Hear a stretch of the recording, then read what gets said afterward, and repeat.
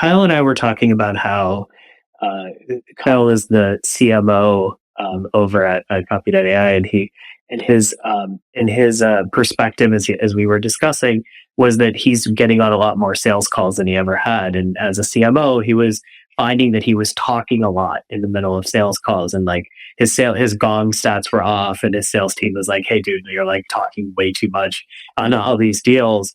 And the thing that I said to Kyle was that there's like two main playbooks that exist in how you close a deal. The traditional path is basically the QSR, quick serve path. Your Panera Bread, your McDonald's, your assembly line, where you're getting a consistent experience no matter which branch you go into, which franchise you walk into. If you order your tomato soup and green salad from Panera in Brooklyn, or if you order it from the one in San Francisco or the one in Kansas City, it's going to be the exact same meal every single time. And there you're focused on repeatability, scalability, quality control, and ultimately delivering kind of the minimum viable experience of what a tomato soup or what a quarter pounder of cheese can look like. And you compare that to the Michelin star experience, where you can walk into the same restaurant 2 days apart, see the exact same menu item, tomato soup, at the French Laundry. And one day it might be a gazpacho, and the other day it might be like some French onion combination thing, because the chef walks into the market and basically looks at what's the best produce, the best ingredients that day, and is curating and creating a custom experience for you. And the best salespeople I know are Michelin star chefs, not QSR chefs.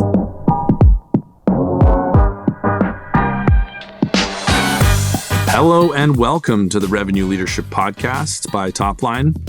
I'm your host, Kyle Norton, CRO at owner.com. And every Wednesday, we dive deep into the strategies and tactics being used to drive success by the best revenue leaders in the world. So join me as I sit down with revenue operators to discuss actionable frameworks that you can implement in your business today with no fluff, no sales pitches, and no platitudes. But first, a word from our sponsors.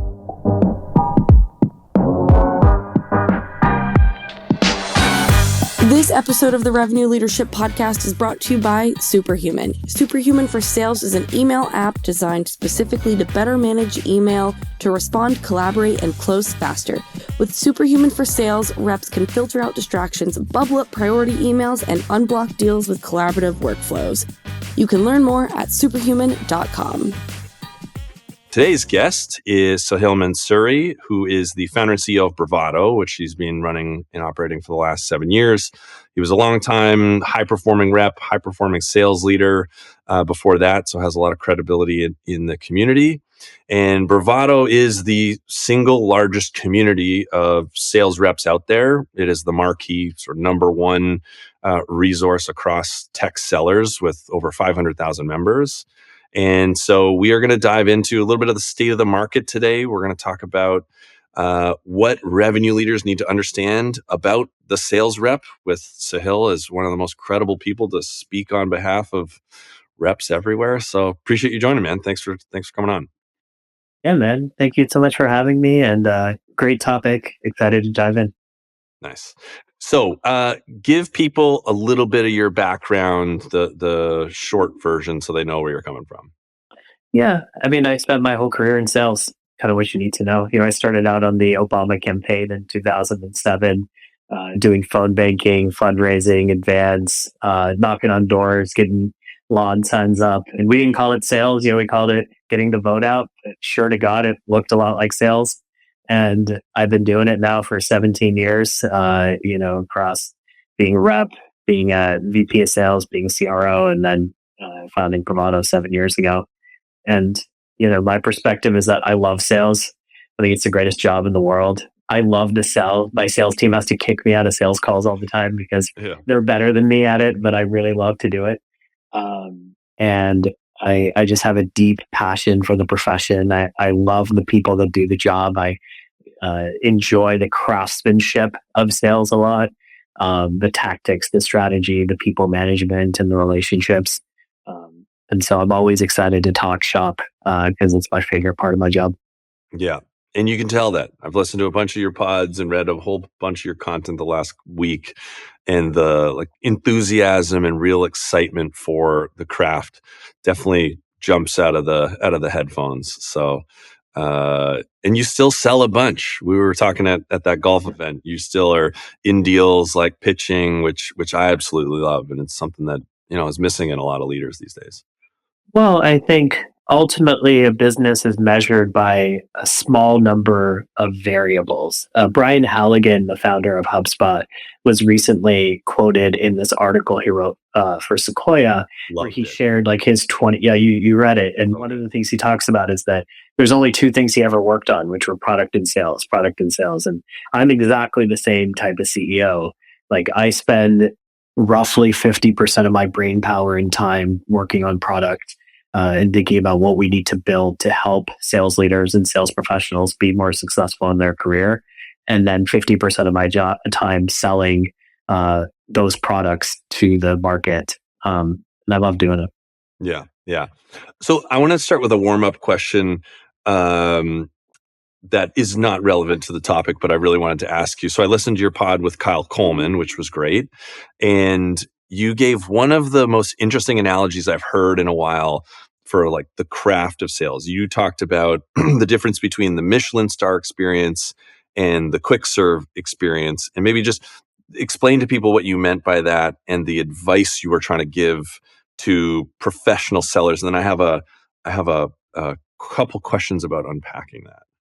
Sure. So Kyle and I were talking about how Kyle is the CMO over at Copy.ai, and his perspective as we were discussing was that he's getting on a lot more sales calls than he ever had, and as a CMO, he was finding that he was talking a lot in the middle of sales calls, and like his gong stats were off, and his sales team was like, "Hey, dude, you're like talking way too much on all these deals." And the thing that I said to Kyle was that there's like two main playbooks that exist in how you close a deal. The traditional path is basically the QSR, quick serve path. Your Panera Bread, your McDonald's, your assembly line, where you're getting a consistent experience no matter which branch you go into, which franchise you walk into. If you order your tomato soup and green salad from Panera in Brooklyn, or if you order it from the one in San Francisco or the one in Kansas City, it's going to be the exact same meal every single time. And there you're focused on repeatability, scalability, quality control, and ultimately delivering kind of the minimum viable experience of what a tomato soup or what a quarter pounder with cheese can look like.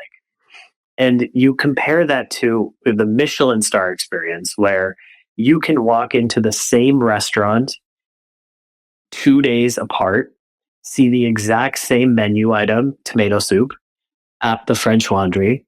And one day it might be a gazpacho, and the other day it might be like some French onion combination thing, because the chef walks into the market and basically looks at what's the best produce, the best ingredients that day, and is curating and creating a custom experience for you. And the best salespeople I know are Michelin star chefs, not QSR chefs.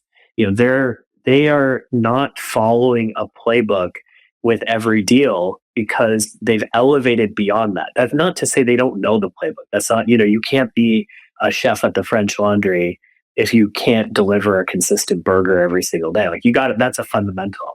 I'm not talking about ignoring the rules because you can't follow them. I'm talking about someone who knows what the rules are, but then is able to add something extra, something special, something unique, which is their own flavor, their own touch. And I think that it's lost in the art of sales, this enterprise rep, this creative rep who finds extremely unique ways to engage customers, who does things in a non-traditional way because they have such a deep passion, understanding, skill set in sales that they're able to do things that no other rep could do and get away with and still close deals. So that's what I was referencing. And they have some superpower, like Kyle being the customer and being so deeply entrenched in the product that the typical guidance around talk listen ratio is not relevant for him because his talking is so much more valuable than an average, 3 or 4 year tenured AE. And so my question was, so how do you scale it? Like, how do you, as revenue leaders, I didn't disagree with the point at all. And I thought it was a good distinction that I'm going to borrow. But how as leaders should we think about scaling? We need to be able to hire certain amounts of reps and ramp them to productivity. And you can't hire there's not enough Michelin star reps out there at all of the different price points that people need to hire at. So how do you think about giving advice to revenue leaders? Like, this is how you train to a QSR playbook. This is where you allow the Michelin star experience to certain sellers. Like, how do you think about scalability? That's the thing I didn't understand. It's a great question. And the truth is, you don't scale a Michelin star restaurant. There's not 50 French Laundries all over the country. There's one French Laundry, and you got to wait 6 months in order to get a reservation there and still fight tooth and nail in order to do so. The Michelin star experience doesn't scale, but the Michelin star experience isn't for the same customer that's going to Panera Bread. And so that's ultimately the point of distinction. I think if you're running an SMB mid-market motion, if your ASP is 50K or below, you have to build a QSR experience. You can't build a team that is able to deliver a Michelin star experience because of the velocity of deal, number of deals you need to close, price point at which you're hiring, skill set that you're going to be able to bring people into. All of which is not to say, by the way, that you can't be a genius at sales and not have a ton of experience. I know plenty of people who literally walk in and within 6 months, 12 months, you realize that they're so special that, they deserve this accelerated opportunity that others don't. I certainly don't mean to be gatekeeping, but what I mean to say is that if you are selling a enterprise product, if you have, let's say there's 20,000 potential customers that you can sell to, and then there's the top 50 of those clients, the top 100 of those clients. For those people, I think it's worth it to try to create the Michelin star experience. I think ABM was kind of a nod to doing that in some ways. It was kind of that. It was this idea of okay, if there were only 20 deals we could close this quarter, typically again for a more enterprise or strat type motion, what would they be? And then how do we just go way above and beyond for these 20 logos, these 20 accounts, because they're worth so much to us as a business. And I think when the opportunity comes to pitch that client, it's worth it to think outside of your QSR assembly line of what the standard sales process at owner or another company looks like, and instead say, okay, well, what do we do that is going to change the perspective of this customer internally and through their business, and that's going to wow them to such a way that they view us as a partner and a consultant that they have to work with, not as a software vendor that they need to buy. Yeah. Okay. I like that. Yeah. Or it's graduating people through your QSR experience, teaching them how to julienne an onion, and then giving them more latitude to maybe color outside the lines. KD says imitate then innovate, which I like. That's really good. Katie is pithy like that. Very. And I'm again, talk about calories per word. He's pretty good at that. I like that. Yeah. We caught up this morning on some stuff, and every time I'm like, man, I got a lot smarter the last 30 minutes. So, all right, let's jump into our big topic. So there's two things we want to touch on. One is a state of the market, because I think things are so different today, and you are running a business, you're investing in advising, you see all of this amazing sales rep data, quota attainment. So I want to first talk about the macro picture, and you can give your opinion from your unique perspective. Then I want to dig into the state of the rep. What do leaders need to know about the rep today in order to hire and retain awesome talent? So topic one, are we so back? And I personally I'm seeing so many more exciting deals today, and companies that are growing really, really fast, that the narrative that we're in some tech recession doesn't seem as relevant. But what are you seeing on your side? Yeah. So let's start with some data, and then I'll give you my perspective, because I think rather than just come out and say what I think it's helpful to give you some information or give the audience some information that I'm privy to, which makes making calls like this pretty easy. So on Bravado, there's a product that we have called the Portfolio, which is similar to Strava or Mint.com, but instead of being for fitness and finance, it's for your sales stats. So every month or every quarter, you go in and update what percent of quota you just hit, what deals you closed, what was your ranking on the sales team, what percentage of your team hit quota. And the purpose of this is building kind of a digital brag book, a digital repository of your work over time. It allows you to look back and see, hey, last year or 2 years ago, this was my average deal size, but it's actually gone up, or maybe my deal velocities increased. Maybe the logos I closed have gotten bigger. It also gives you benchmarks. So it lets you look at like a very helpful perspective. Last year in 23 was that if you hit 71% of quota last year in 2023, you actually were in the top 15% of sales reps in the United States.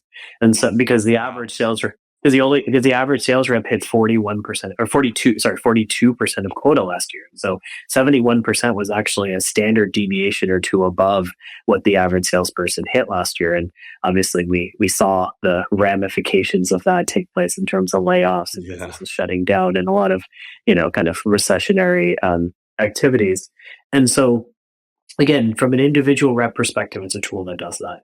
Now, from a global perspective, that means that we on Bravado get a real-time pulse on what's happening with quota attainment, both from an individual rep perspective, as well as from a team perspective on a monthly and quarterly basis. So I'm going to share some stats with you to explain the answer to the question of, are we so back? So we've been tracking quota attainment now at Bravado for 22 quarters, so 5.5 years. And the highest quota attainment that we have ever logged in the history of Bravado was Q1 of 2022. So in Q1 of 2022, it was nearly 60%. So it was like 56% of sales reps hit quota, and 61% of sales teams hit quota. Typically, there's a greater percentage of sales teams that hit quota than sales reps every single quarter. A higher number. That's right. But the variance is not massive. It's usually within a few percentage points. So 56% of sales reps hit quota, 61% of sales teams hit quota. And then from then it started going down. And the trough, the bottom, was Q3 of 23. So it was exactly a year ago today. In Q3 of 23, we saw that only 17% of sales reps hit quota, and only 21% of sales teams hit quota. So again, 17% of reps, 21% of sales teams. Rough. Wow. Yeah. It was, again, I'm sure there's a lot of people who are listening who lived that experience. And I certainly lived that experience as we at Bravado. 17% good. Yeah. We at Bravado make our money by helping companies hire sales reps. And so you could imagine that we also were we were not in the 17% or 21%. It was a brutal time to run a business. But that was the trough, and it's been going up since. And, we are not yet done with the latest results that for Q3, because there's some companies like ourselves that run on the Salesforce quarter. But I can give you, I pulled it just today, 41% of sales reps are hitting quota in Q3. So again, it was 17% a year ago. It's 41% today. And 47% of companies are hitting quota. Again, it was 21%. It's now 47%. So we are not at the high. What was the steady state? So like 22 was like silly ZERP times make believe. What's like a normal 2018 quota attainment in the day? Yeah, so the average quota attainment is exactly where we are today. So this is actually this is the answer to your question. The average quota attainment that you would expect to see is somewhere in the vicinity of 40 to 45% of sales reps hitting quota, and somewhere between 45 to 50% of companies hitting. So we are actually smack dab in the middle of what a good environment, not ZERP era craziness, but what a really solid, like 2019, early 2021, when the market was good, not crazy, but just really good. we are back to that same environment. And we are already back in this period. So now to answer your question, that was a very long-winded way to getting to a simple answer. Just before we get there, so where can people go to subscribe to get this information? Because I'm sure a bunch of people are like, I should be looking at this every quarter. This is like such good intel. Thank you. Yeah, so we produce something called the Revenue Recap. It's a report that comes out to Bravado members. We send it out. It's free, and you can just go to bravado.co, create an account, and you'll get all the revenue recaps as they're published. Okay, there you go. All right, so now we've got the data. We've plugged the Revenue Recap. Cool. And so then let me answer your question directly, which is we are so back. And I think that comes with a really important mindset shift that most sales reps and most sales leaders haven't fully made yet. When we entered the really tough times of late 22 to like most of 23, there was this overarching piece of advice.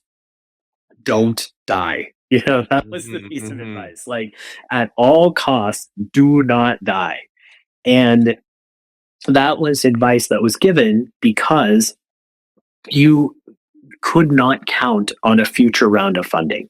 And the investment markets were just dry and no one was putting capital into anything. And so therefore, like, if you were not profitable or if you did not manage to be extremely efficient with your spend, you as a business were going to die. And I think people haven't recognized and caught up to the fact that that is not the mindset that you need to be in today. It is not to say that we should be in the reckless mindset of the ZERP era, which is to say that we should just turn around and throw money behind every initiative or every idea with no consequence of no careful measure of focus and resource, because you don't have unlimited resources as we used to back in the day. But it is to say that this idea of like profitable, efficient growth that I see thrown around a lot, I think is extremely misleading and dangerous for those who are especially in the early stage venture capital game to embrace, because those are not the rules by which VCs will judge a business and investors will judge a business. And you will end up being this like really weird thing that is profitable, but your profit is very little because you're a small company. So it's not value. There's not enough free cash flow coming off the business that it's worth investing in. You're not Facebook, right? You're not spitting out $1 billion a month or whatever they're spitting out. And so it's not enough cash flow that it's investable, but growth isn't high enough that you can see a path to making a $1 billion business. And so you're stuck in the middle. And when you're stuck in the middle, no longer venture fundable. There's no more money ever. That's right. That's exactly right. Unless it's and by the way, venture funding, and I think VC funding gets a weird rap here because there's a lot of people that, especially in sales, in the sales community, I see this a lot. There's a lot of kind of like fuck the VC, like they screwed us sort of like vibe. Yeah. And I understand where it comes from, because you're like, they pushed us to grow. And then when we couldn't grow, they were like, well, why did you spend so much money? And it's this like feeling of like, talking out of both sides of your mouth. And I think the reality is that as a business, if you're an early stage company, you have signed up for a specific deal that you've made, a specific path you signed up for. Yeah. Which is to say that you are going to take what would normally take 20 to 30 years for a company to do, and you're going to try to do in 5 to 7. That is what you have signed up to do. That's what venture capital is. It's taking a business that is making $10 million a year and giving it $50 million, which makes no sense. Like, why would you give something that makes 10 million, 50 million? But you do that because you want 10 million to become 100 million, not in 20 years, but in 4. And so you're basically paying for growth. You're putting, fuel on the fire, et cetera, et cetera. And there are many other paths to entrepreneurship. There's many other types of companies out there. But if you choose to work for a VC-backed company, which many of us do because it's high-paying, it's prestigious, it's the most fun growth, there's a lot of career advantages, know that you have not signed up to grow profitably and efficiently. You have signed up to grow beyond the wildest imagination of what a startup can do, of what a company can do, and that's the only game that you're playing. Which is the only reason that people would put money into something so risky. Like, right. capital allocation is all about risk return, the risk return trade-off. And so you need the super high-end return profile to give a 24-year-old founder and a bunch of people who've never done this before $50 million. And that's right. Or do something else, right? Or if you want, again, if what you want is to grow profitably, efficiently, slowly, and meticulously, that's a perfectly valid way to build a business. But ain't nobody giving venture capital. You're not going to raise money from Sequoia or Andreessen or Redpoint or whatnot with that pitch, right? Mm-hmm. And so if you're going to go give that pitch to take the VC dollars, then know that that's what you signed up for. You're and bootstrapping. then you just got to live. Like you're signing up to bootstrapping, and you have to, if you want to grow slow, you have to bootstrap.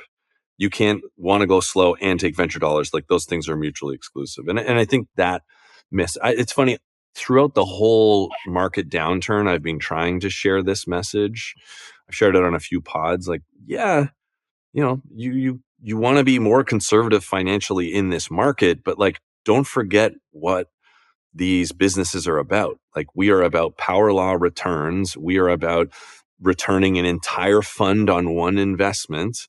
And if you're in the venture game and that's no longer possible, you sort of got to do something else now. Like you as a founder, you're not going to get the same employee type as an early employee. Like, your return profile is completely different, so you have to be asking for a completely different cash versus equity.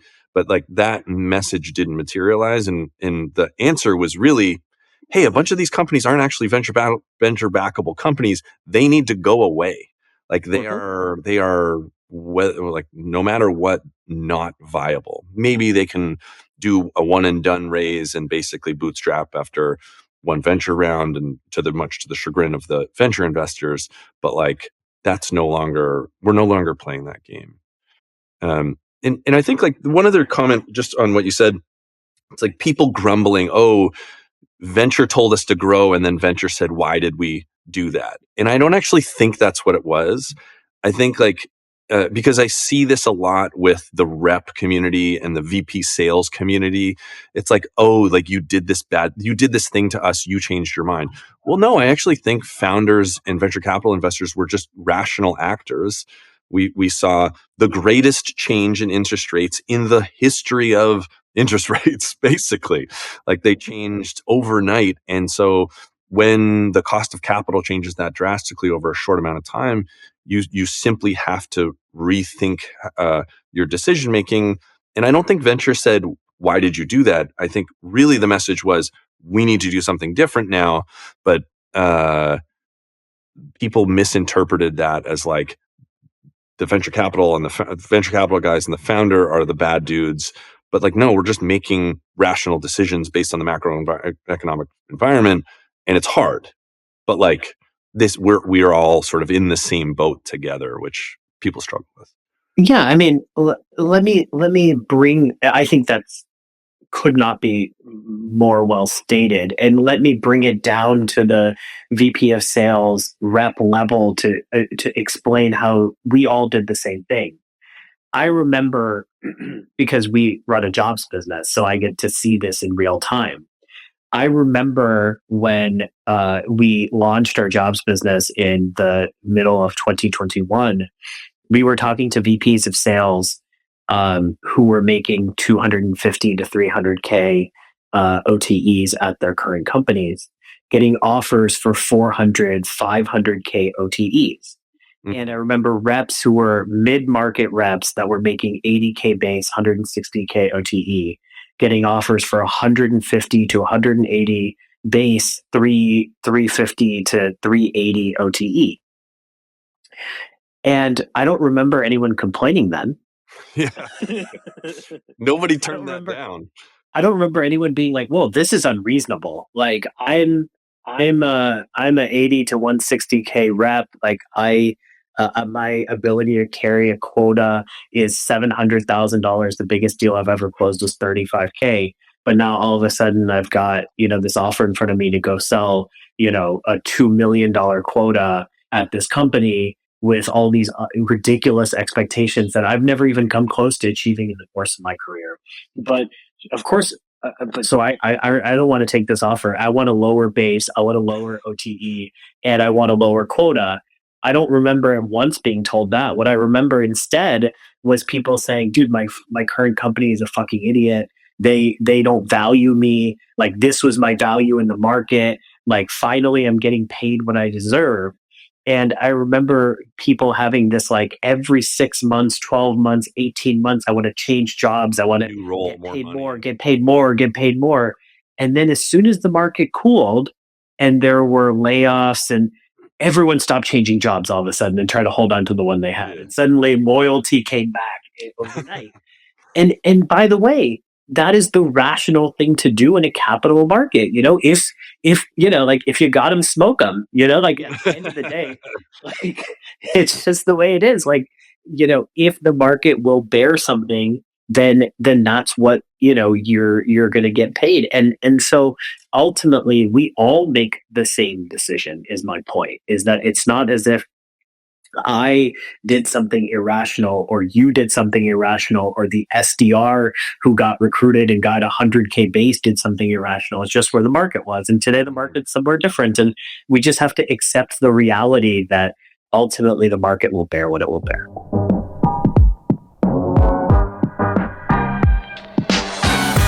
Yes.ai enables your CEO, subject matter experts, and other senior leaders to engage prospects directly, creating meaningful connections and boosting response rates. With just one click, your team can strategically involve senior staff to make your outreach more credible and effective. Empower your GTM team to orchestrate your outbound process and say yes to yes.ai. That's YESS.ai. Yeah.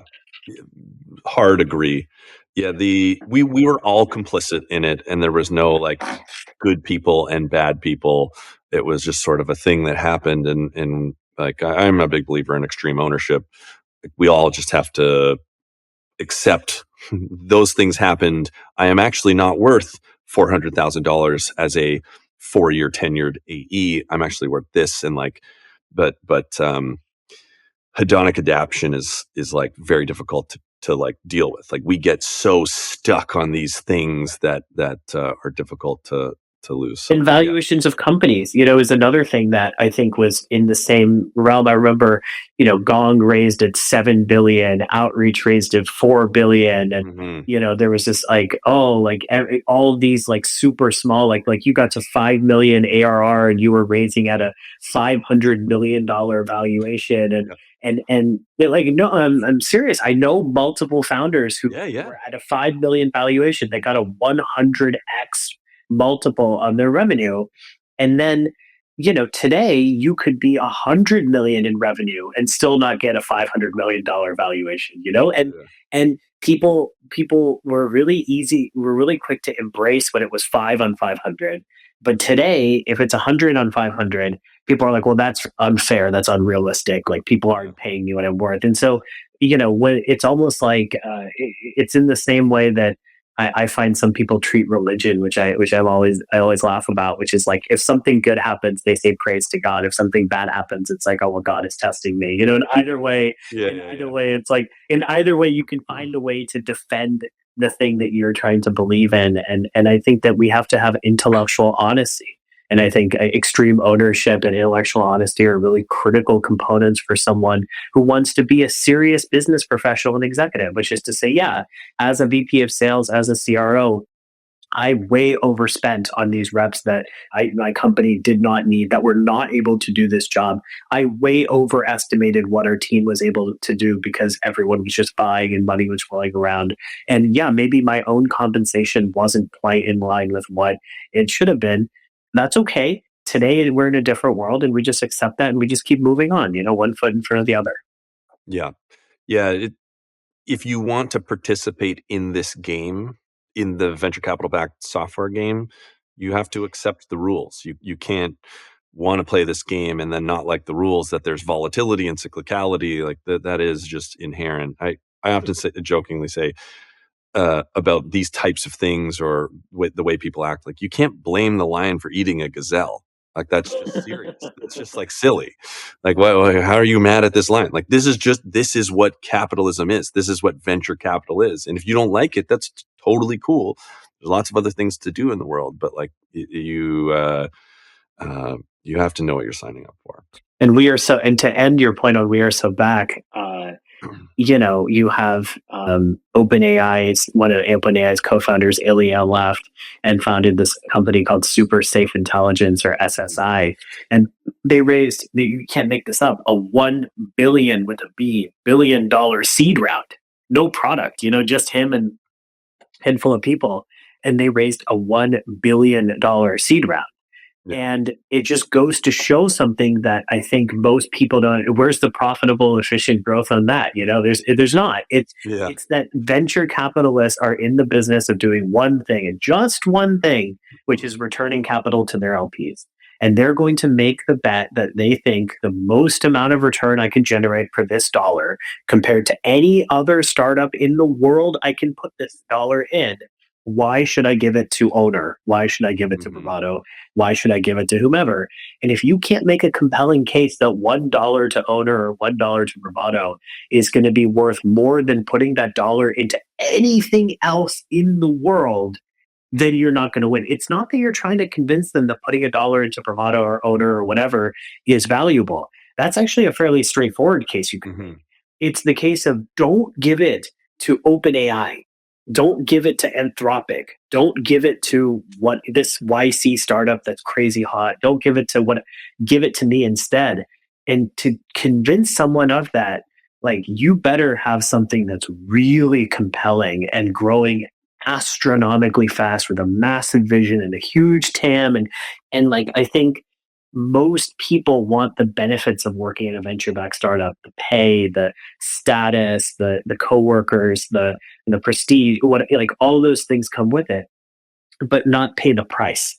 And I think it's an unrealistic expectation from the market. And of course, if it's not for you, which is not for many people, I'm just a junkie for it. Like, I'll only ever do this game because this is the game I love to do. I think you might just be in the same boat given your career history and background and interest, Kyle. But for many people, but for many people, it's not the game, and that's fine. That's completely fine. Bootstrap a business, go raise some debt, grow efficiently, like build a different type of business in a different way, and have realistic, modest ambitions, and probably make more money than you and I will make, and probably have a much healthier work-life balance than you and I have, and much better mental health than you and I have. But then that's just the game. But if you want to play this game of being part of a legacy-defining, a world-changing piece of technology and people and product, then you gotta pay the tax. Yeah, well said. Just think of all the cortisol you're missing out on. By the way, did you just quote Spaceballs? Smoke 'em if you got 'em. I do appreciate that you caught the reference. That is a deep cut. Spaceballs is in my top 3 favorite movies of all time. So, well, and another thing that you and I share sickness for. Yeah, me too. Anyway, we'll keep going. All right, so let's transition. So this is like state of the market. I think this is really valuable data. So let's transition into the state of the rep, because you have such a unique view into the psyche of the sales rep. And I was in Bravado earlier today when we were doing prep, and it's interesting. Like one of the things I screenshotted was like the second post was, "It's bleak out there. How do you keep going? Like, it's been really tough to try to improve my outlook with so many employers putting a hold on promotions and pay increases, blah, blah, blah, blah, blah." And so I think there's a disconnect hearing your opinion of like, we are indeed so back, or we're back to normal with still maybe where the rep is. And so let's just maybe give the macro, what's the state of the rep today? And then I've got some specific things, state of remote versus in person and engagement, and we'll get into some specifics. But like, what's the high level from your perspective? Yeah, you and I talked about this the first time we met, and the perspective I'll share is unfortunately not super nuanced. It's just kind of the facts, which is it just all depends on where you're working. That post that you just talked about, it's bleak out there. People are putting a hold on promotions and pay increases and stuff. I didn't see that specific post, but I would put every dollar in my pocket against every dollar in your pocket that post wasn't written by a rep who works at Anthropic or No, OpenAI or NVIDIA, Like, and so ultimately, one of the most important things that you do as a salesperson is you choose which company to work at. And I think many sales reps chose companies that used to have a pathway to greatness that don't anymore.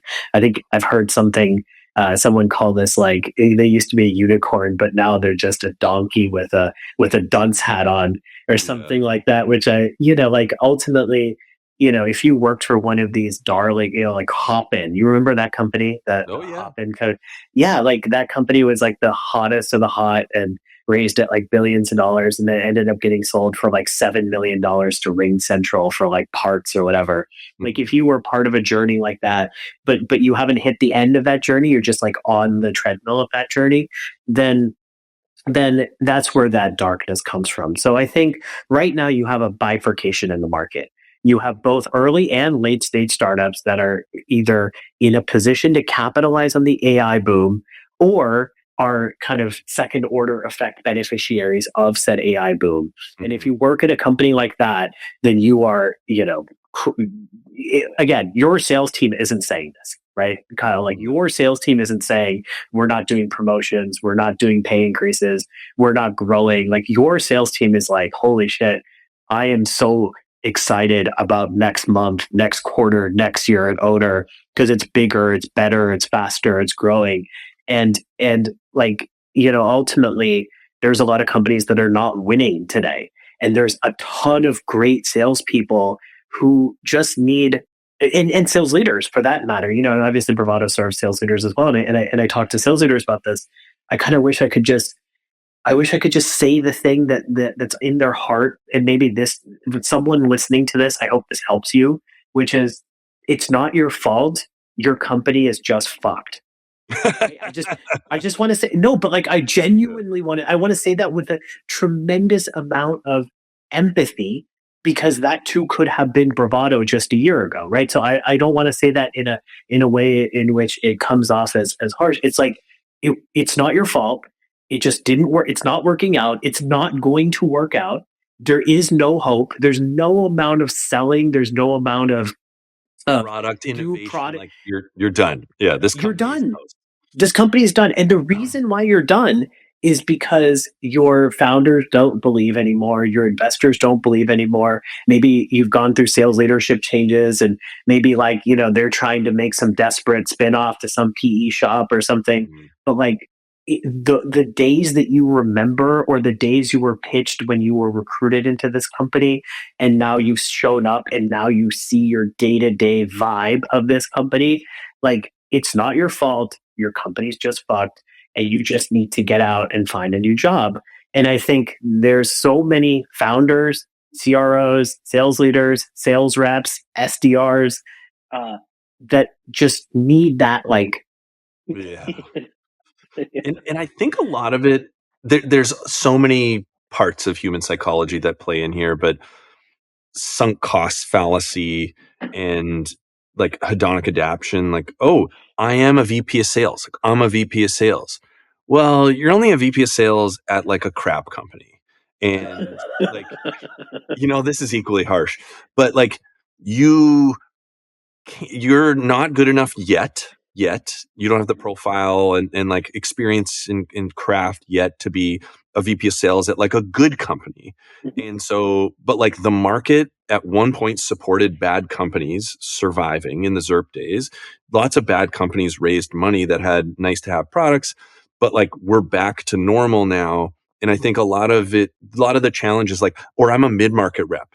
It's like, well, you've only carried a quota for 18 months. Like you're probably not a mid-market rep. You're still an SMB rep.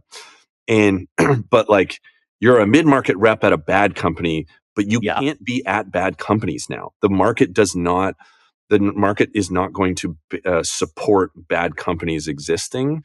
And you have to move your feet. And the advice I find myself giving so much is like, just optimize for the company quality, optimize for product market fit and the leader. And like, I know it sucks. And like every part of our human psychology tells us not to take a step back. But if you're an enterprise rep today, go be a mid-market rep at Vanta. Go be a mid-market rep at one of these companies that has good product market fit and incredible leadership, and you will be so much better off than clinging on to, well, I'm an enterprise rep. No, you're an enterprise rep at a crap company. Like that's where you'll get that job. And now let's think about the downstream effect of what you just said. First of all, I mean, that was absolute gospel. Like every word of that was so true and so exactly where we are in the cycle. But let's add a caveat to that, which is, okay, so if the enterprise rep, who shouldn't really be an enterprise rep, but would be a rock star mid-market rep at Vanta, wants that job.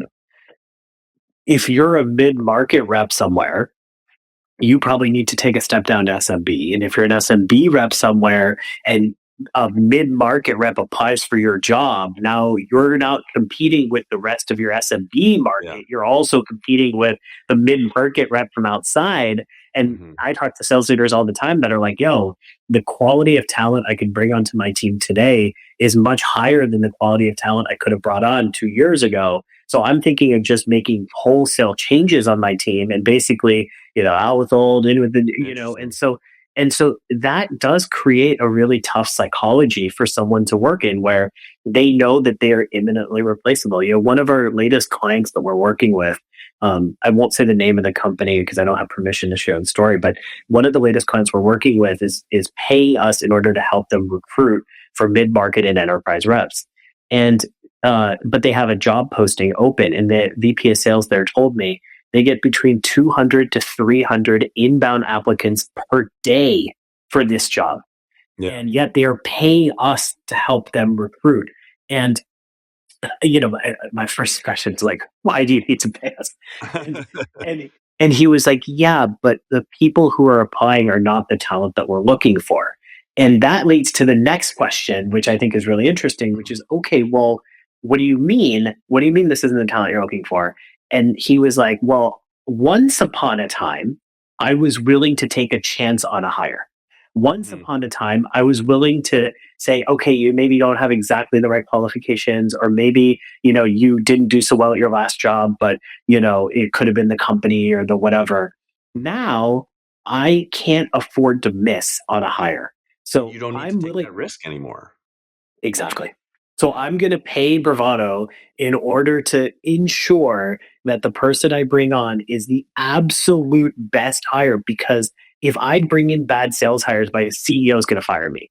Like my ass is on the line because I previously brought in some people that weren't very good, and our CEO is like, you can't fuck it up this time, and I'm not going to fuck it up this time. And I think that like that pressure and that dynamic, again, trickles down to the rep who now is facing if their boss's job security is on the line based on your performance as a brand new hire, then that person's going to put a tremendous amount of pressure on you. You're going to walk in and feel that pressure and be in a stressful environment. And so it is a tough market. It's actually counterproductive.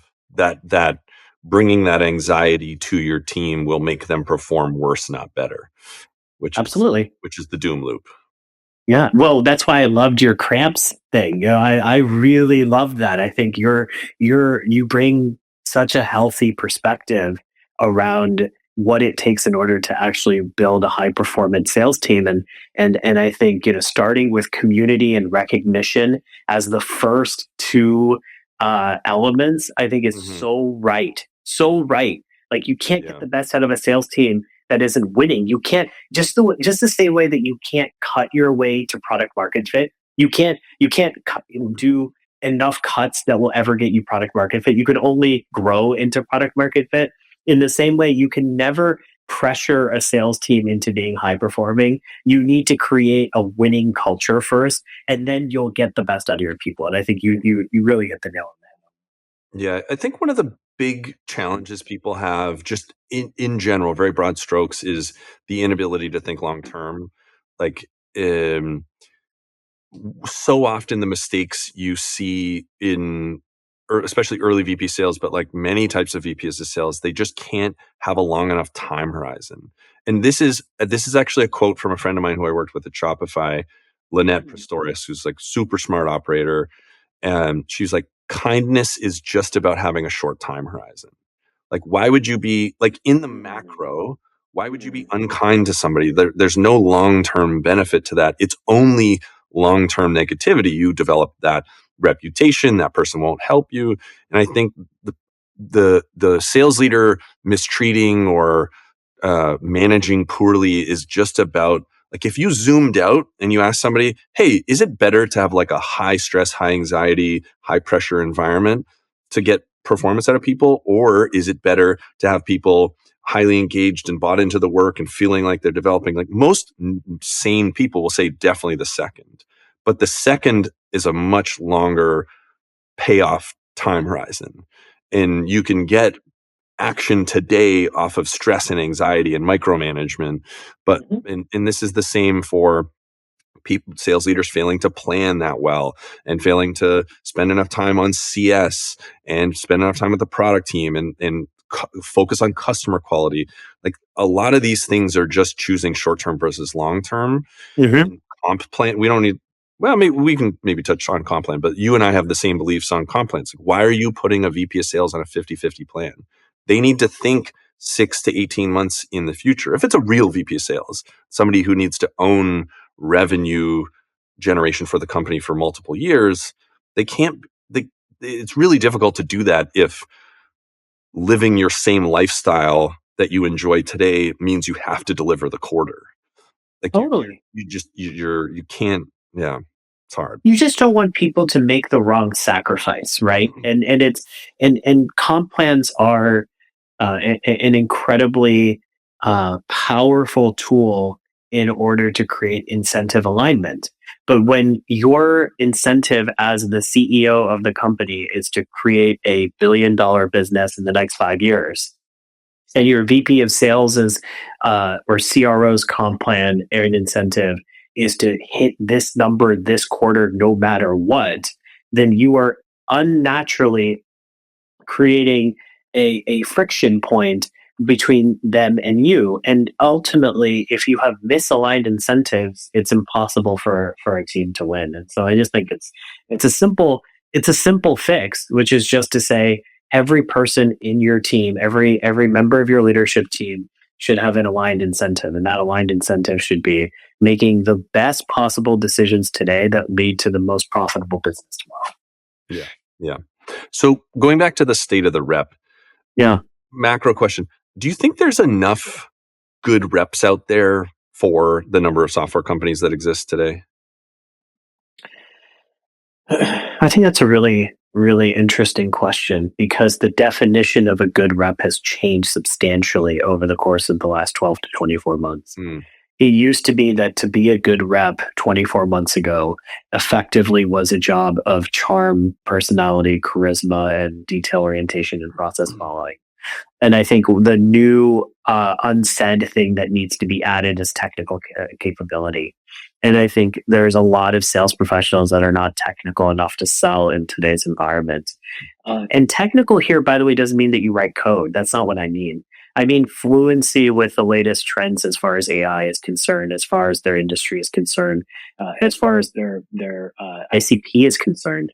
You know, I would be willing to put a lot of money says that if you hired someone who used to run a kitchen at owner.com, they would probably have an outsized likelihood of being successful because if they've been in the shoes of the customer, they have a deep sense of empathy of what the customer is going through. When I hired our VP of sales at Bravado, I didn't hire someone who had sold a talent product before.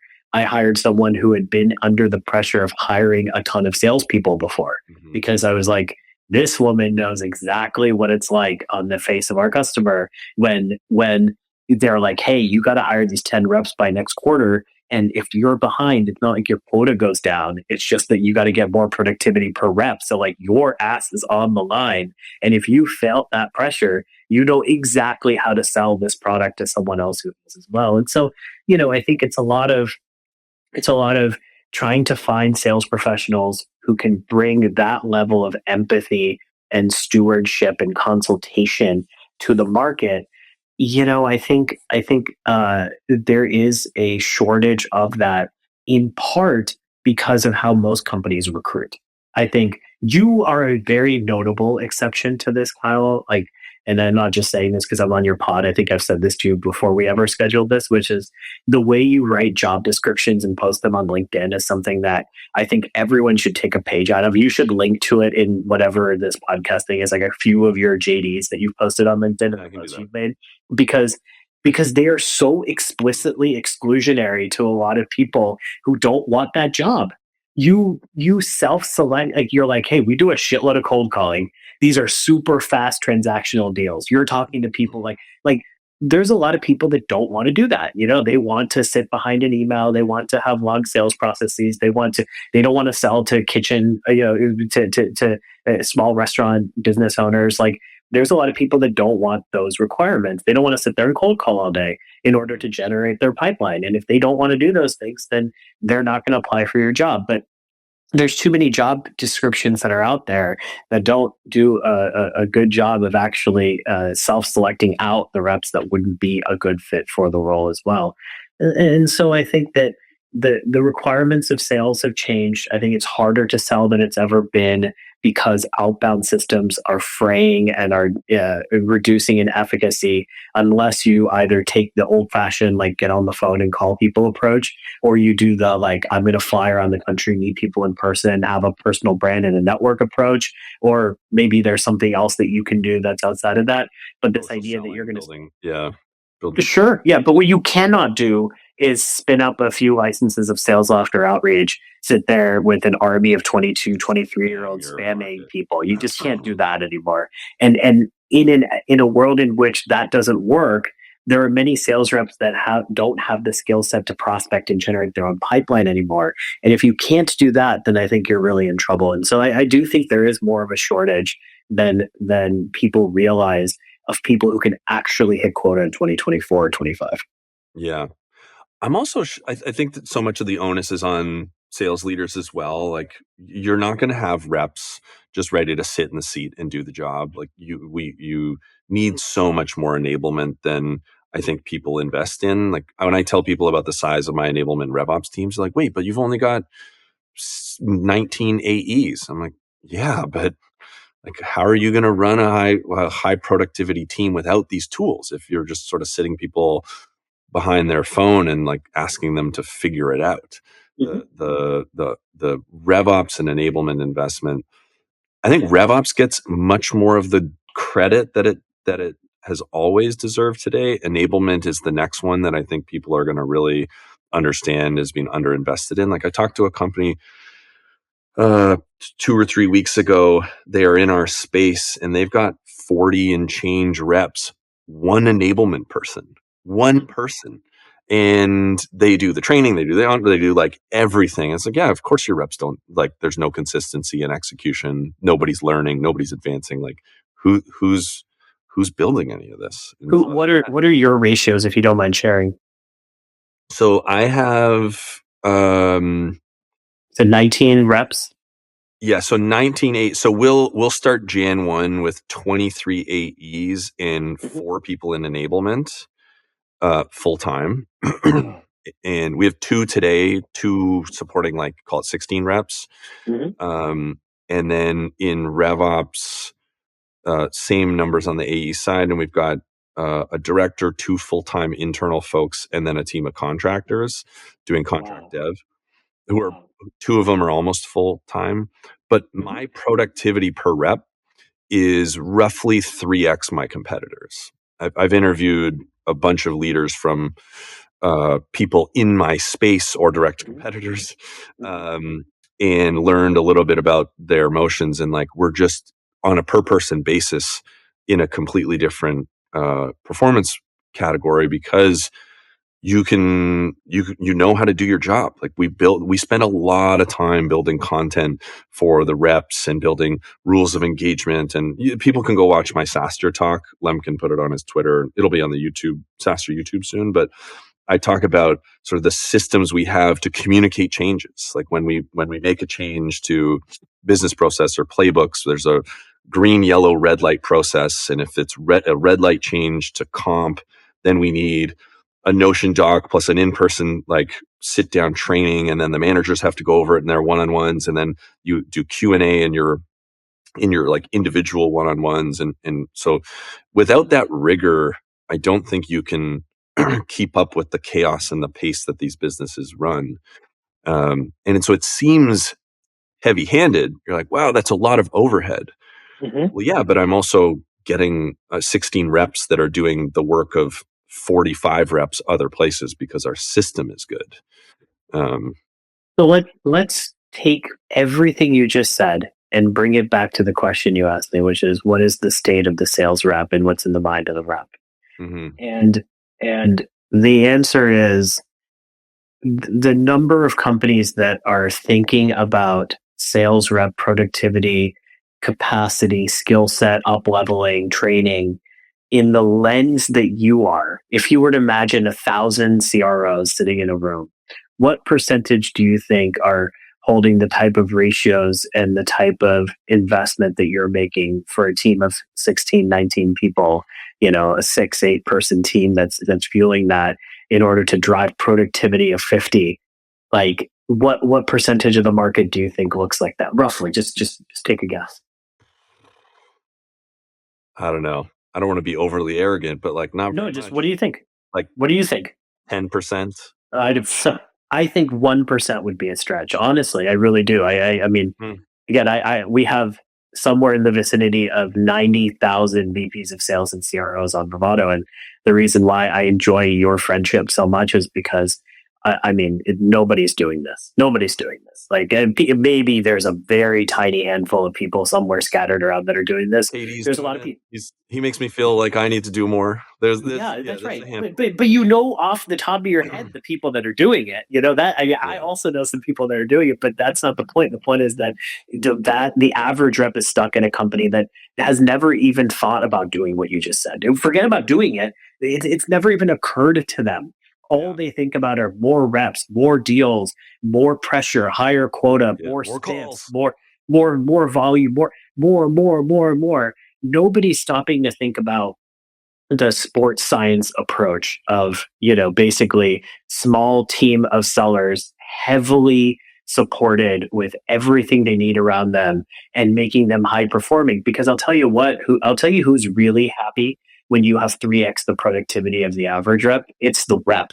That's who's really happy. Because at the end of the day, winning, closing deals, seeing success, and having things and tools around you for you to level up your career, like that's what it's all about. I saw in your prep doc, you asked the question, what is the difference between a good and a great CRO? And I've been thinking about it since I read that question a couple of days ago. And one of the things that's stuck in my head is we are so eager to build AI SDRs, AI prospectors, basically automating away entry-level sales jobs. Mm-hmm.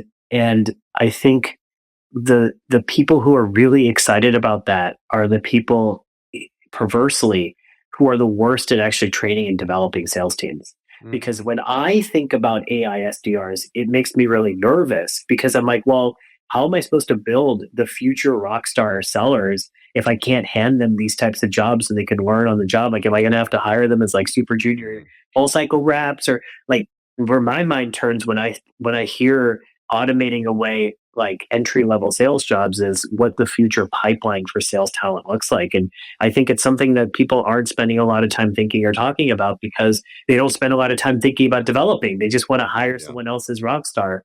But I'll tell you what, I think your best talent is the talent that you develop internally. It's not hiring from external and just finding the perfect rep because they worked at Strike last or Shopify last or whatever. It's finding the person who's you need some training and some coaching, but has those raw intangibles, and then getting the best out of them, and then they become the super outlier performer at your company. Yeah, couldn't agree. Yeah, we did this like awards trip a couple months ago. So I was trying to count how many promotions we made, and I think around 50 in the last 18 months between people going like, SDR, senior, AE, inbound to outbound, outbound to multi, like all the way through. And because it makes sense. Like, why, my system, you should be better than somebody on the outside. And we've definitely found that. I think the other big thing with this AI SDR thing, again, it's short term.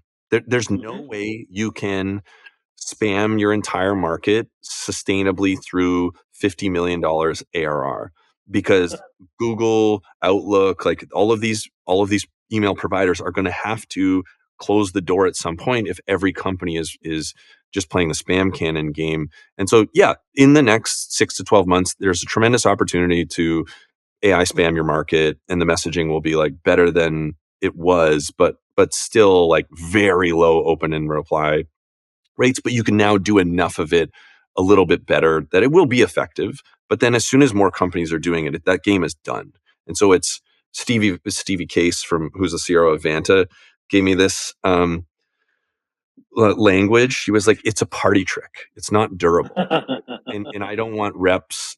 When she's interviewing reps, she's like, does this person have a durable advantage, or did they have one good year hitting and exceeding quota because of some party trick? They found some little niche in the market, and that, I think this AI SDR thing is a party trick. What I love most about everything you just said. I love Stevie as well. She's brilliant. The thing that I love about what you just said is this idea of durability. And I think like systems level thinking around what would create a durable, scalable sales process, sales team motion is again just underinvested in. I love your, actually really, I'm going to take away from this conversation this idea of a context window or time horizon. It really is clarifying to say that, like, hey, this is going to work for a little while, and so like, we're going to do it, but is it actually the right thing to invest in? And I think AI SDR is a great example of something that, like, you take something that wasn't working that well, which is spamming people with outreach and sales loft and whatever, and now you're just going to like add another layer of call it trickery on top of it. But ultimately, you're not really solving the problem, which is there are real customers out there that need your product and that don't know about it. And what is a sustainable way for you to introduce it to them in a way in which they are, receptive to the message? Like, it's actually not that hard. If you think about the problem more concretely, like, it's just like, hey, there's restaurant owners who would benefit if they were to be on owner.com and they just haven't heard of it for some reason. How do I introduce it to them? And if you just kind of like start from first principles, it's a lot simpler than saying like, let me buy some 11x artisan, this, that, spin up these things, domain masking, this, that, whatever. And ultimately it's just another form of trickery, So let's tie off this state of the sales rep topic. Like, what else do revenue leaders need to know about the rep today? And I wonder if you have any data on it, like in person versus remote. What are they optimizing for? Like, what do leaders need to know from your insight of the psyche of the rep? I think that it is undeniable that there's a bifurcation in terms of some sales professionals and sales leaders really prefer to be in person. They really miss the energy. They really miss that the camaraderie and the vibes. But you are significantly limiting the talent pool that you're going to recruit from if you use an in-person strategy, because it's inconceivable that the best reps are just all within a 20-mile radius of wherever your office happens to be for your market. I think that remote work is something that is desirable, especially for people who are in later stages of their career where they have children and things they need to balance. And ultimately, the data with what it shows is that so on Bravado, one of the things we track is in-person versus remote quota attainment. And one of the things that we've seen is that there is absolutely no correlation whatsoever between whether a sales team is in person or remote and whether they hit quota or not. Fascinating. No correlation whatsoever. We have tracked the statistics since 2020 with COVID because I was curious to see what the changes were, and we've been splitting teams. As soon as people started coming back, we would start to pocket them. There's absolutely no correlation. There are sales teams that are fully remote that are blowing out quotas, and there are sales teams that are fully in person that are blowing out quotas, and the inverse is true on both sides. However, there is certainly a correlation that if you are selling an SMB product, in person does work better. And if you are selling a enterprise product, remote does work better. I was just going to ask that question. Yeah. Okay, well, there you go. So that does correlate. So I think it's more contextual based on your motion and the experience level of your reps and such. But overall in the market, there's no correlation. But if you are selling a sub 20, 30K ACV product where the average rep, that you're bringing on has a sub tenure of less than 3-4 years, and they therefore require a little bit more training and probably enjoy the perks of an office a bit more. They do benefit from that oversight and that camaraderie. And then if you're selling $10 million to $50 million, enterprise software, cybersecurity deals, whatever, then trying to create an in-person culture for that sales team is highly, it correlates to lower performance. And you'll introduce such a selection bias because if you're a 35-year-old, 40-year-old enterprise rep and you're really good and you have a bunch of different offers, you've probably got kids or you like to travel or you've got other stuff going on, and like you're just going to cross companies off the list that are like, hey, you got to be in an office. Yep. It's like I would like to be in an office a little bit here and there, but I got a 2.5 and a 4.5-year-old.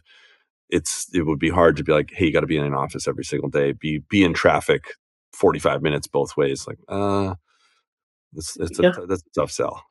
It's a tough sell, and the other thing that I find is that this by the way, I you know what? Fine, I'll share. I wasn't planning on sharing this publicly, but I think it's more. It's just for you, Kyle, since you brought that up. There is a definite correlation between one of the fun things that we did as like a little internal project at Bravado. There's a strong correlation between rep performance and whether they have kids under the age of 5, which is to say that, because it turns out that as soon as you have a kid, you're like, shit, I really got to make my quota. I really got to. Wait, so they attain better. Rep performance increases of people who have kids under the age of 5. And our thesis at Bravado is that the reason for that is because they're like, kids are expensive, right? But also it's like you have like a deeper purpose with every second. You're like, I'm not going to waste my time with shitty leads. I'm going to like really make every deal count. Like, there's like a forced function of focus and not wasting your time chasing bad opportunities and really honing in on the deals that'll close and stuff. It's actually quite interesting and remarkable. But yeah, we've seen very strongly that especially in the first 3 or 4 years, rep performance increases right after. It's like when someone buys a house, gets married, or has a kid, it's like their performance tends to uptick over time. It's super interesting trend. Wow. There's no science behind it. It's just I would have thought it was the opposite. As a dad of 2 kids under 5, there's so much going on and like in your home life that I would think it would get in the way. But hearing that explanation does make a lot of sense because you just cut everything. Like when I had kids, I just cut everything that wasn't my kids or working, like in all of the shenanigans. Like I don't really drink anymore. I barely go out. Like I don't get to golf, unfortunately. Yeah. But like your vacations have stopped, your boys' trips have stopped, your whatever, and you really carve down to like work and family. That is really interesting. I'm glad you shared that. Yeah. Okay. Anything else on the rep side, like things that a sales leader needs to know about the state of the rep? I think there's one thing that we didn't touch on. It's not a big point. I'll just leave it here, which is I think we have underinvested as a community over the last couple of years. of giving people a vision of where like their careers are going, and instead really focused on the day-to-day productivity. And this idea that like, you can just be like, hey, like, you can make a little bit more money, or you can do whatever, and like that's good enough. I don't think so. I think it's something that I would love to see more leaders do is be like, hey, I know there's all these tools that are being created to help with like productivity of sales teams and stuff like that. What if I give you a budget and you can buy a couple of them and check them out and then report back to the team as to which ones are good or bad? And you can like help us improve the productivity of the team through your own efforts. Or, hey, like, we sell to restaurant owners. I'd love to, send you, for a month to go work in a restaurant and get a sense of what that is like, so that you can really get some empathy and try something different for a bit. Like the creative, fun stuff that used to happen. That we used to do things like this. I think we've forgotten to have fun a little bit as a company. We've like gotten really good at like the QSRing the experience to come full circle. Serious the last couple of years. Yeah, and actually, it's robbed us a little bit of the joy. And I think part of what makes sales so fun is these like experiential outlier sort of moments. And I like to think of them as just like magic moments for the team, and continuing to create those, I think, in whichever way that as a leader you can, is extremely accretive to the performance of the team. Yeah. I'm almost done reading The Power of Moments by the Heath brothers, and it's like fantastic on this topic about the importance of moments, how to create them. We're trying to do a lot of this on my team right now. Like we got these plaques, and you can insert your awards into the plaque, just sort of like in a video game, you earn badges. Mm-hmm. Quota, Attainment, you were the top rep, the Values Award. It fits into this like glass piece of the plaque as like a tangible reminder of your accomplishments, like coming back to the importance of these moments when we're remote. It's like, awesome, I had my best month ever. I'm still just like sitting in my little office, typing on my little keyboard, like, nothing changes. And so trying to like attach a moment or a physical object to that is something I've been trying to do. I love it. I love that. I've heard of some companies they have like a Letterman jacket sort of thing, and then you get like a patch that you can add on and like stuff like that. I thought about doing like a Cub Scouts like sash, or like a Girl Guide sash. But I thought people might not love that. That Martin Roth has a bunch of cool stuff that he's done on that. He gave everybody a baseball bat the first time they hit quotas, hit their full quota, and there was like a bat ceremony and like all this stuff. It's these things are special, and it's hard to replicate when you're remote. And that's part of creating. And it's just ultimately work is business. And we started this conversation talking about like, the criticality of not ignoring our kind of fiduciary responsibility in the game that we signed up for. But it was never about the ping pong balls or the free sodas or the cool offices. It was about the feeling of like having a really cool space to work with cool people. And in a remote world, you have to replicate that, or you're just going to lose people. You're going to lose their motivation. You're going to lose their fun. And so I think I haven't read that book that you just mentioned, The Power of Moments, but it seems like a really good one, and I will check that out. Yeah. Lemkin had a great post today. Work-life balance is critical. It really is. But when your work is also your hobby, I mean, you can really ship a lot of stuff. And I was like, oh yeah. Like That's a good one. When you can make it feel like, like I do like coming into work every day. Like I love sales.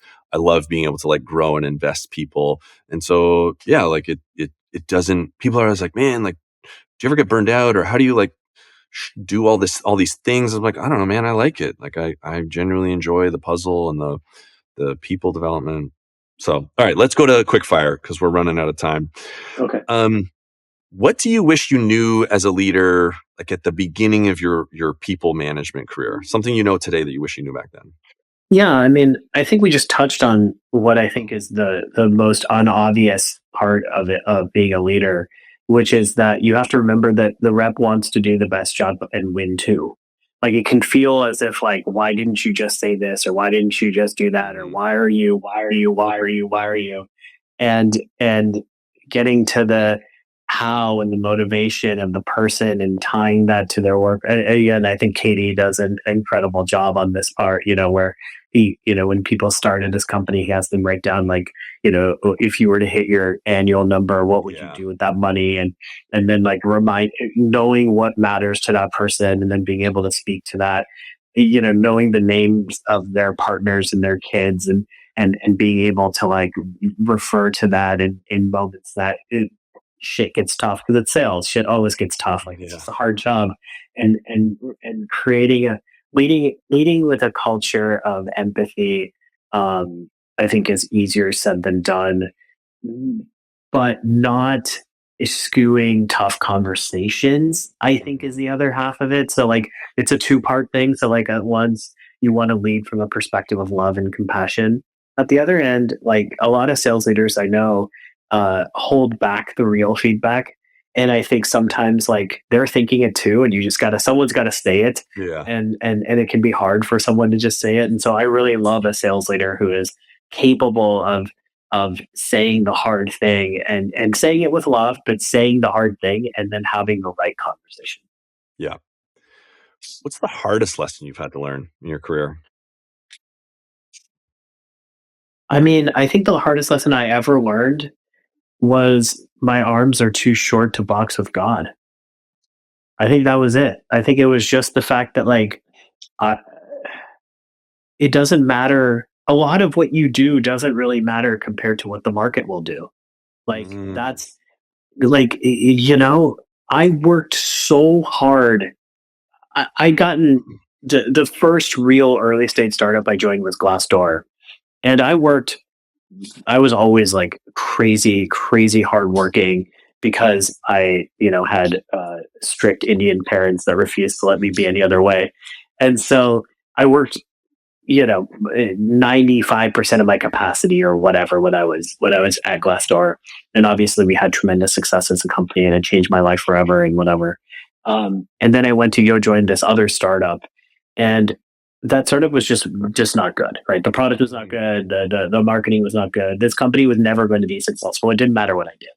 But I worked like 195% at that company. Like I wouldn't sleep. I would like stay in the office all night. Like I did just an outsized amount of work, inhumanely amounts of work, because I had such pride and ego issues and self-esteem issues that like I could never fail as my first VP of sales job. Like I could not live with that failure, and I did fail, and it scarred me for a while, and like it was like really hard. But now with the benefit of hindsight, I know that like ultimately I could have worked like half as hard at Glassdoor and I still would have been super successful, as it turns out, and I could have worked even 5x harder at that other one. And so like ultimately the market will do what the market will do. And so, when the market turns and times are shitty, like you have to be dispassionate and unemotional about things like your career and your work. And you have to be cogent of reality, which I think is really hard to do, because then you have to accept that it's not all in your control. And that's a hard thing as a salesperson to accept, because you want to feel in control. That's part of the reason we do this job, is because we like having control over our pay and our destiny and our futures and stuff. And to accept that, like, nope, sometimes it just is what it is, and you just got to accept it, I think is really hard for people. And it was certainly hard for me. That's a good one. Last question. What's the best thing you read in the last 12 months?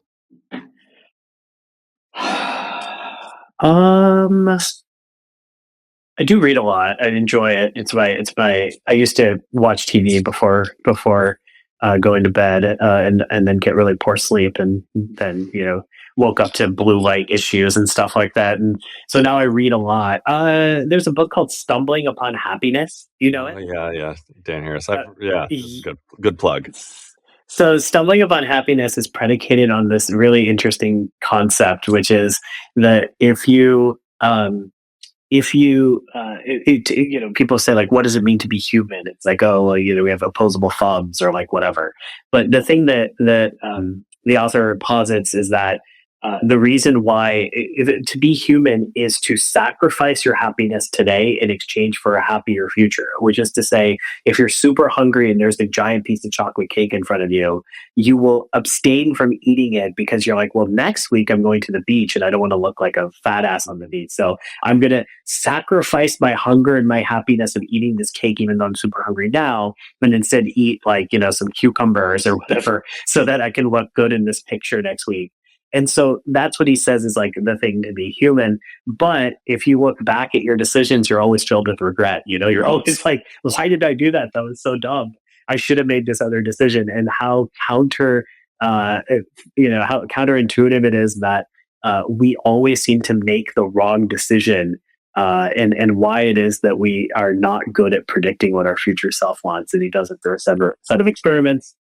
But I just find it really funny to explore the frailty of the human condition.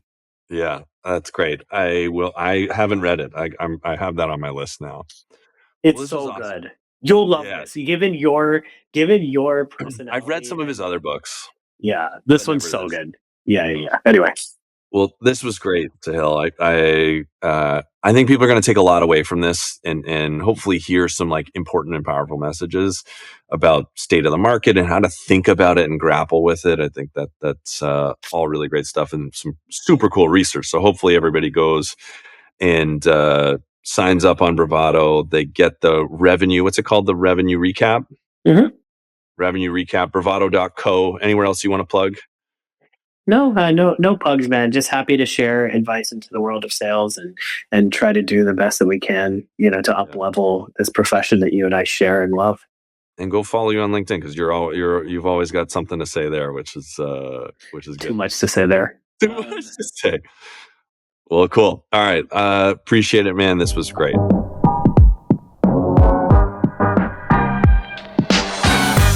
Thank you for listening to the Revenue Leadership Podcast. If you enjoyed it, don't forget to subscribe, and you can find a link in the show notes.